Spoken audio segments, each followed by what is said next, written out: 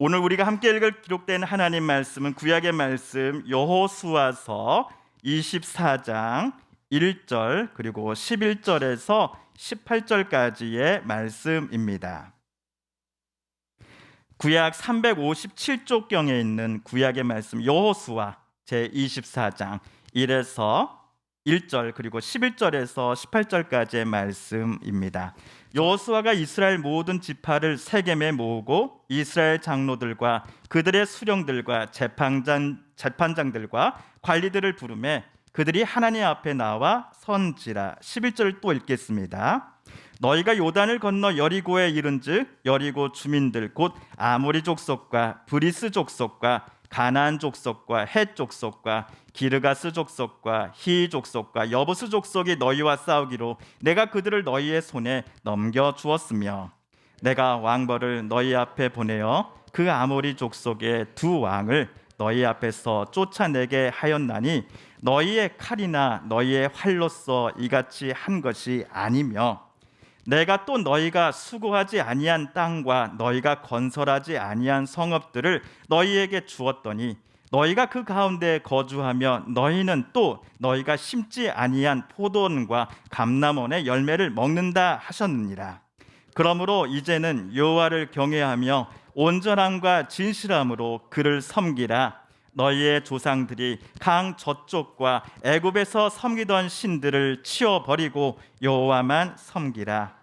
만일 여호와를 섬기는 것이 너희에게 좋지 않게 보이거든 너희 조상들이 강 저쪽에서 섬기던 신들이든지 또는 너희가 거주하는 땅에 있는 아모리 족속의 신들이든지 너희가 섬길 자를 오늘 택하라. 오직 나와 내 집은 여호와를 섬기겠노라 하니 승인이 대답하여 이르되 우리가 결단코 여호와를 버리고 다른 신들을 섬기기를 하지 아니하오리니 이는 우리 하나님 여호와께서 친히 우리와 우리 조상들을 인도하여 애굽 땅 종 되었던 집에서 올라오게 하시고 우리 목전에서 그 큰 이적들을 행하시고 우리가 행한 모든 길과 우리가 지나온 모든 백성들 중에서 우리를 보호하셨음이며 여호와께서 또 모든 백성들과 이 땅에 거주하던 아모리 족속을 우리 앞에서 쫓아내셨습니다.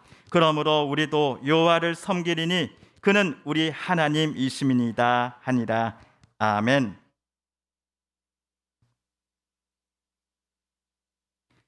작년 2021년이죠. 2021년 12월 14일 영국의 유명한 국제 여론조사 기관인 유고브라는 곳에서 세계에서 가장 존경받는 사람이라는 설문조사 결과를 발표했습니다. 남자 부분에서는 미국의 44대 대통령을 지낸 버락 오바마가 1위, 빌 게이츠가 2위를 차지했습니다. 그 뒤로는 중국의 시진핑, 포르투갈의 축구 선수 크리스티아노 호날두, 그리고 우리에게는 성룡이라는 이름으로 더 잘 알려져 있는 배우 제키 찬이 3, 4, 5위를 차지했습니다. 여자 부분에서는 오바마 대통령의 부인 미셸 오바마가 1위, 안젤리나 졸리가 2위에 올랐습니다. 그 뒤로 영국의 엘리자베스 2세 여왕, 또 오프라 윈프리가 3위, 4위를 차지했습니다. 설문조사의 질문은 당신이 가장 존경하는 사람은 누구입니까? 였습니다. 여러분, 존경이란 단어를 국어사전에서 찾아보면 이렇게 나옵니다. 남의 인격, 사상, 행위 따위를 받들어 공경하다라고 말이지요. 국어사전의 정의는 저와 여러분이 존경이라는 단어 하면 느껴지는 감정 또는 우리의 경험과 그리 차이가 없어 보입니다. 그렇다면 국어사전에 나온 존경이라는 이 단어의 뜻을 가지고서 방금 소개해드린 2021년 한 해 세계에서 가장 존경받는 사람 조사 결과표를 다시 한번 보시겠습니까? 기부와 봉사활동을 통해 세계 평화를 위해 애쓴 인물도 분명 있습니다. 반면 그가 또는 그녀가 도대체 작년 한 해 세계로부터 존경받을 만한 무슨 일을 했기에 여기 존경받는 사람 명단에 오른 거지? 하는 의아심을 우리로 하여금 갖게 만드는 사람도 분명 보입니다. 세계 평화에 증진한 것과는 전혀 관계없어 보이는 이름이 나오는 것 같습니다. 그래서 어떤 이는 이번 조사 결과표를 보면서 존경이라는 가치와는 전혀 어울리지 않다. 오히려 2021년 한 해 인기 투표의 결과 아니었겠나라고 말하는 이도 계십니다. 저희 외삼촌이 그랬습니다. 오히려 한국갤럽이 2019년 한국인을 대상으로 실시한 여론조사를 바탕으로 선정한 한국인이 가장 존경하는 인물들이 존경이라는 단어에 더 부합하다고 저는 생각을 합니다. 우리 한국 사람들이 가장 존경하는 인물 제1위는 여러분도 이미 예상하셨을 겁니다. 바로 이순신 장군입니다.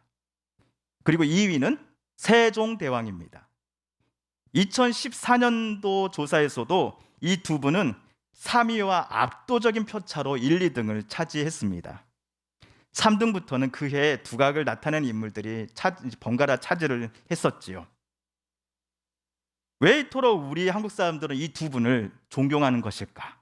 그 이유를 저 나름대로 한번 생각을 해보았습니다. 이순신 장군은 임진왜란 때에 여러 차례 해전에서 일본에 승리하면서 우리 나라를 살린 영웅이지요.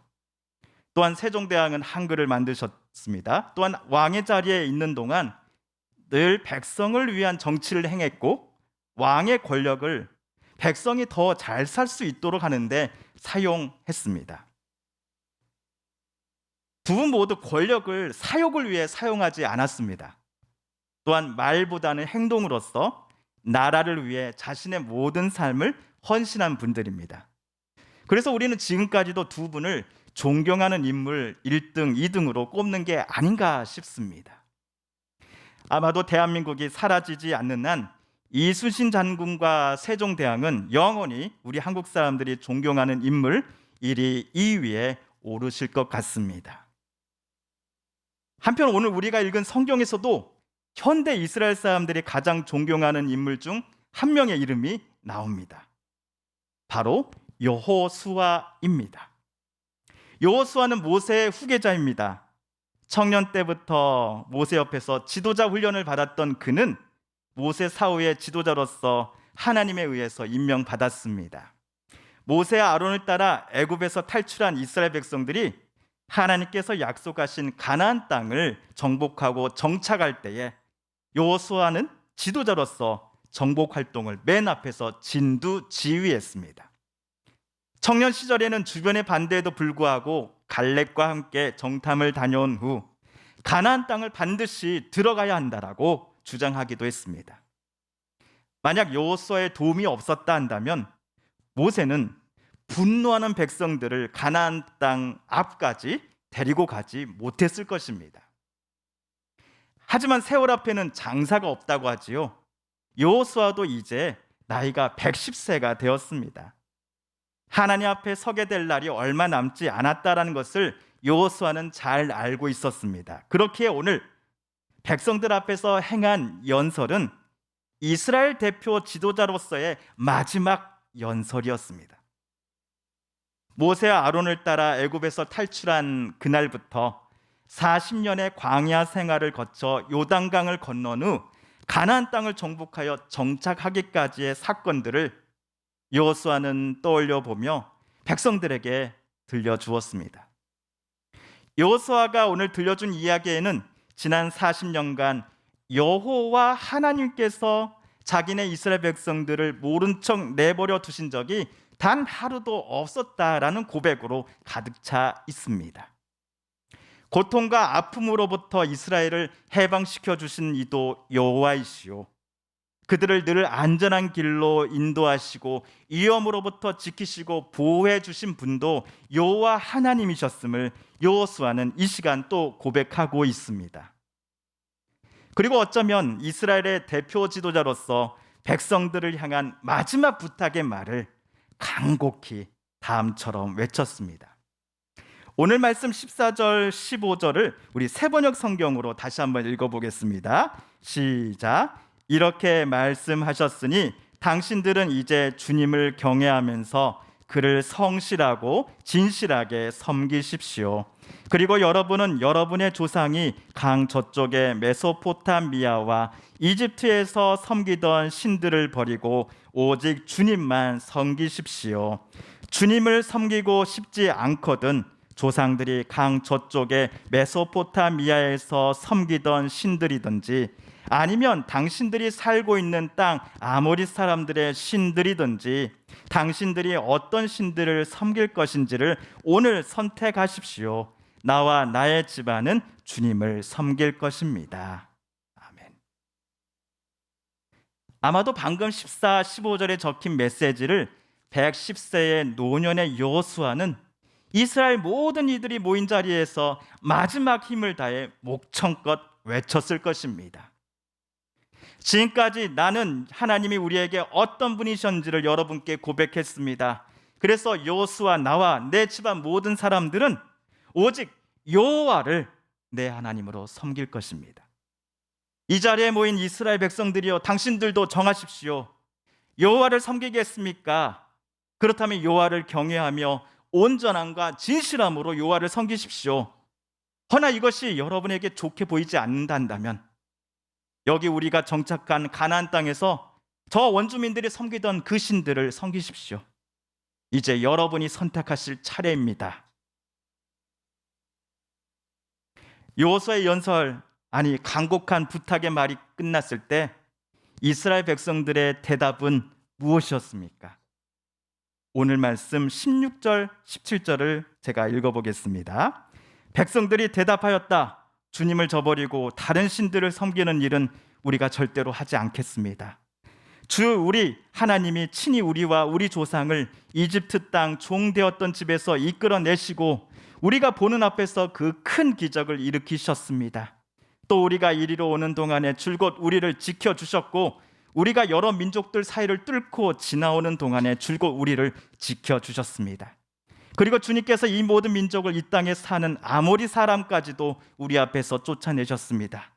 그러므로 우리는 주님을 섬기겠습니다.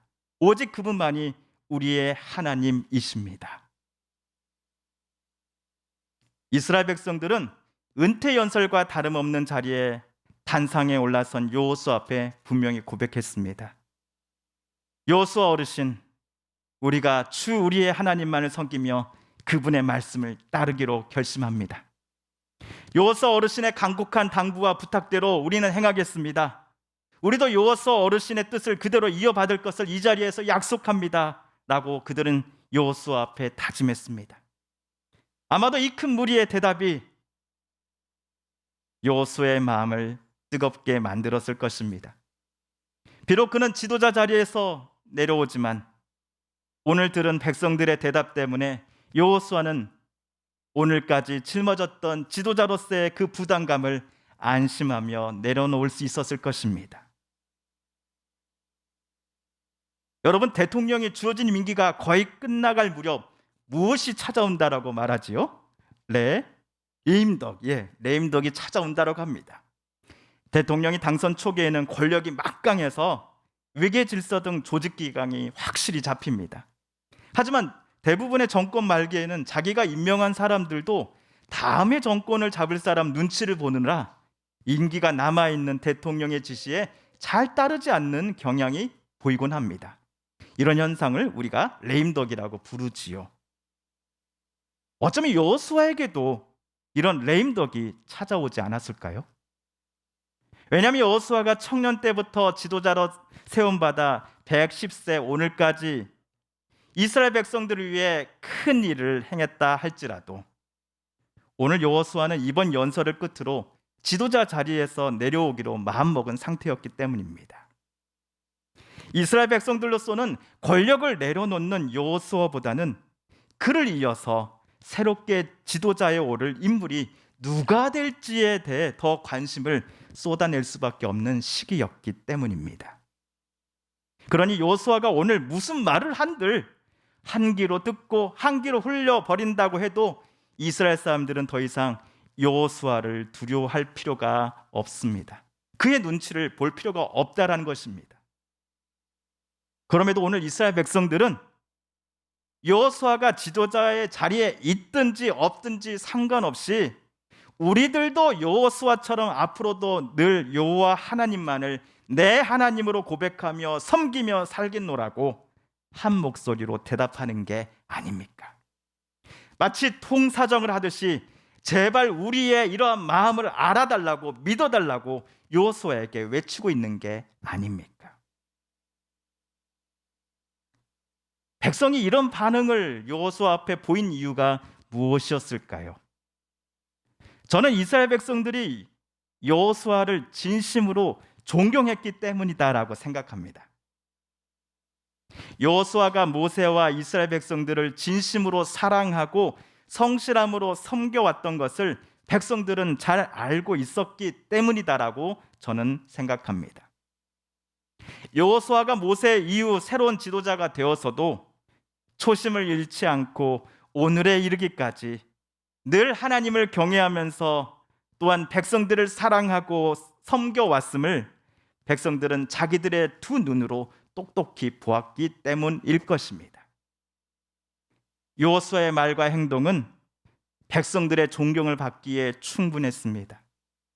그래서 임기를 마치고 내려오는 오늘 이 순간에도 여호수아의 말 한마디 한마디는 백성들의 마음을 울렸고, 백성들도 여호수아 어르신 당신이 사랑하시는 그 하나님만을 우리 또한 사랑하겠습니다라고 오늘 은퇴하는 어쩌면 힘없는 지도자 앞에서 고백하였음에 틀림없습니다.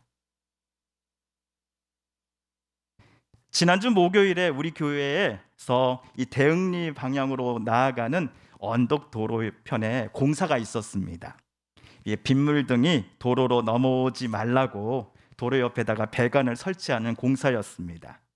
이 작년까지 여름에 비만 왔다 하면 교회 마당 또 주차장 주변이 좀 물이 많이 넘쳤는데요. 하지만 이번 공사 때문에 예년과 같은 일은 좀 덜하지 않을까 싶습니다.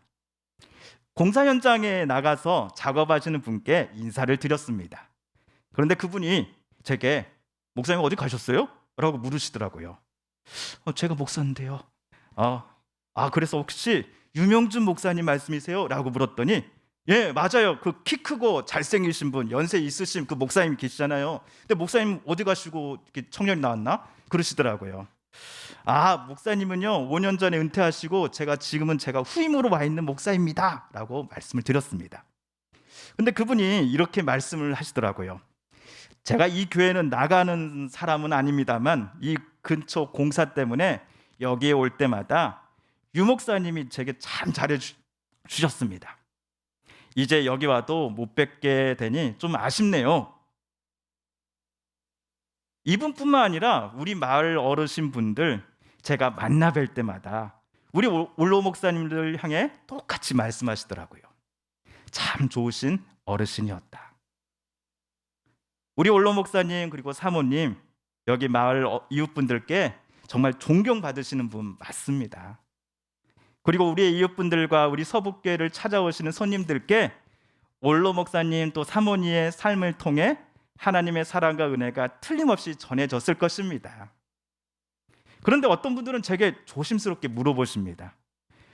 올로 목사님께서 우리 성도님들과 이웃분들께 여전히 존경받고 계시는데 후임으로 온 임 목사 당신은 그 이야기가 부담스럽지 않소? 라고 말이지요.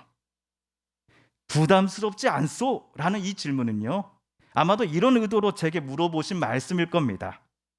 후임인 당신 앞에서 올로 목사님 이야기 성도님들이 이웃들이 자주 하는 게 그만 듣고 싶지 않소? 라고 묻고 싶은 것을 그분은 제게 부담스럽지 않소? 라고 조심스럽게 돌려서 물으신 것이겠지요.